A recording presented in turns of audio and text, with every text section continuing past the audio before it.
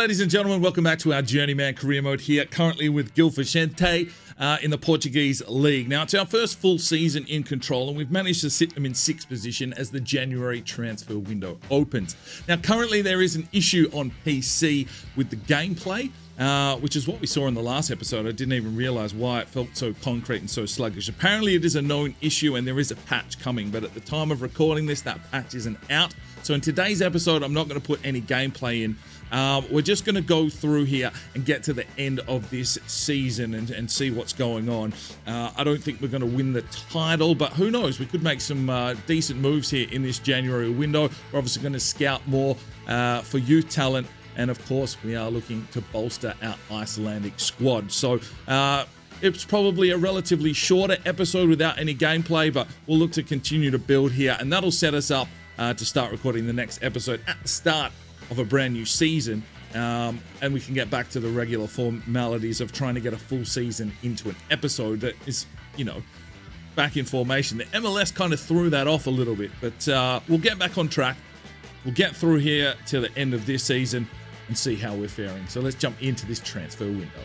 Right, we don't really have a lot of money to play with, but I did see comments to say, can we bring Tremblay along the way? I guess he's the Scout Future Star, and something that we did in previous Journeymans, we took our Scout Future Star to every club that we played at. Tremblay currently 18, he's hit 77 rated, so he could definitely play a backup role in the striker, but look, they're going to ask for over 35 to 40 million, and I'm not even sure we've got that amount of cash, but we'll see if we can get a deal done, get Tremblay across here, we'll help the lad develop. Right, we do get our man Tremblay. I did send the backup striker the other way, and it still cost me 32 million, but he is here now. We can look to develop him, and he can sit in behind Navarro. Hopefully he gets some decent minutes coming off the bench. Right, the January window is shut. Not that much action for us. Bartley went out on the 1st, as did Magnuson on a loan. We brought in Tremblay for 32 million plus Depu went the other way. Jensen goes on a loan spell. Kovalenko on a loan spell.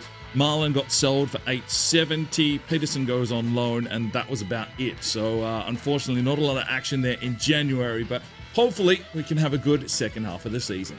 Right, another 3-month stint, and let's have a look at how the Youth Academy is tracking. We've got Oleg Shevchuk from Ukraine, 15 years of age, 58 overall, 83 to 94 potential. Looks like a hot option for the Ukraine. What have we got here? Centre back needs to be a centre midfielder, Olsen, 81 to 87. We'll see how he develops, but we may need to let him go. Centre backs is going to be tricky, so I'm going to hold Hansen at the moment, 65 overall, 75 to 83. We'll see how his overall changes once we move him to a CDM role possibly here. And Sigurd Hansen, his brother, 61 overall, 88 to 94, only 5'10", but hopefully he can develop into a real unit there in the midfield. Kovalenko, 59 overall, 86 to 92 potential. Anderson from Iceland. Now, 5'9", 54 overall, 73 to 94 potential. Currently a cam, but I am going to convert him to a striker and see how his stats develop. We've got Max Evans from the USA, turning him to a right winger. Mikkel Hansen, another winger, 67 overall, 66 to 90 potential. Pedersen is 73 to 91 potential. Vilk, 82 to 88. From Wales, Lloyd Allen, 75 to 94 potential. And Sigurd Jensen is 65 to 89. So we'll give these guys a bit more time to marinate. But if we need spots, some of these lads might not be here on the next report. Right, the rotations continue. We're off to Australia and Austria. And this time we're in Iceland looking for an attacker. And taking a look at the current standings, we're not near the top, but we do sit in 4th position at the moment. Can we sneak into a European place? We'll have to wait and see. But we're on the run home now. Right, so we are closing in on the end of this season, and our Youth Academy is currently full, so we will need to look to clean out and probably sign some of these lads up to make some sales. Shevchuk, only 15, 87 to 93. We can hold him there. Olsen, 81 to 87. Only 57 overall, but we are going to struggle for defensive options at the moment. I mean, 81 to 87 is no slouch. If we can, maybe this kind of player needs to be sold off and see if they can hit those heights. So let's promote him to the senior team. Sigurd Hansen, 62 overall, 88 to 94 potential. I'm going to hold him in the academy and sign him up next season so he doesn't get broken. What have we got? Arne Hansen, he's only 15, 76 to 82. He's 65. I mean, we've got players in that international squad that are only 67 rated, so he's not far off, but I think we can do better. So we are going to release this lad. Freddie Edwards from Australia, 71 to 94. We've just picked him up. He's 47 rated, so we'll monitor him. Kovalenko, that's another Kovalenko. We'll promote him up. What have we got? Anderson here, fresh. You can tell they're fresh because their plan's still on balance, and I haven't had a chance to change them around yet. Now, we don't use a cam. Only 54 rated. I'll see how his potential's tracking. Meyer looks pretty solid, but we'll give him another month. Hansen, 69 overall, 75 to 89. We'll need a loan spell, but you know what? Let's promote him up and see what we can do there. Vilk, 82 to 88 from Poland can be promoted. I guess Meyer would be, but we'll just wait. Lloyd Allen, 60 overall, 85 to 94 potential. We'll promote him up. Ours only 15, 77 to 94. Evans, 80 to 90. Jensen, 61 overall. He's 18, 73 to 87. We kind of have to promote him. Pedersen, 79 to 85. He's only 56. I'll leave for now. And the striker in Bjorn Anderson, 58 overall, 74 to 88. We don't have a lot of strikers coming through. I might promote him up and we'll just see where he ends up. Right, the youth staff have been sent off once again. We're going to Canada, China, and this time we're in Iceland looking for wingers. I really need to find either a pacey striker or a big, tall striker that we can develop, much like Tremblay would be brilliant. But, yeah, they're not coming through yet.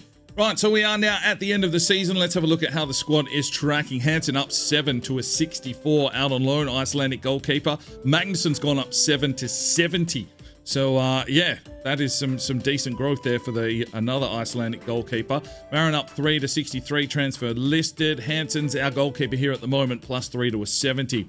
Marin up 1 to a 77. Pedersen, he's going out on loan, up 3 to a 64. Maurice has only grown 1. They're just not getting the play time. Magnuson up 5 to a 65. Pedersen up 6 to a 60. Jensen up 4 to a 64. So the loan spells are working. Thomas Olsen's just come in. Up 4 to a 66 for Nielsen. Casabale's dropping. Walker up 2 to a 72. And we're just probably still a little bit short here in this squad. Fitzpatrick up 3 to a 66. Kovalenko's up 2 to a 61. Shevchuk's leaving. Valchik up 12 to a 74. Geez, that's some decent growth there, lad. Kyrian Hansen showing great potential, up 2 to a 69. Jensen up 2 to a 61. Lloyd Allen, an exciting prospect. Villick, an exciting prospect. So we've got some decent talent coming through. Kovalenko went out on loan, up 3 to a 67. And Tremblay only rose 1. And that's probably due to game time, if anything, because Navarro is the number 1. So, yeah, I don't know how we do that. Whether we change the formation up a little bit and play 2 strikers next season. Let's see where we finished and let's check on some stats. All right, league stats. Well, FC Porto and Sporting look to be scoring the goals. Navarro scored 14 for the season, and Murillo had 9 assist-wise. Kovalchik, 7 assists. Bukari, 6 assists. Cavallo, 4 assists.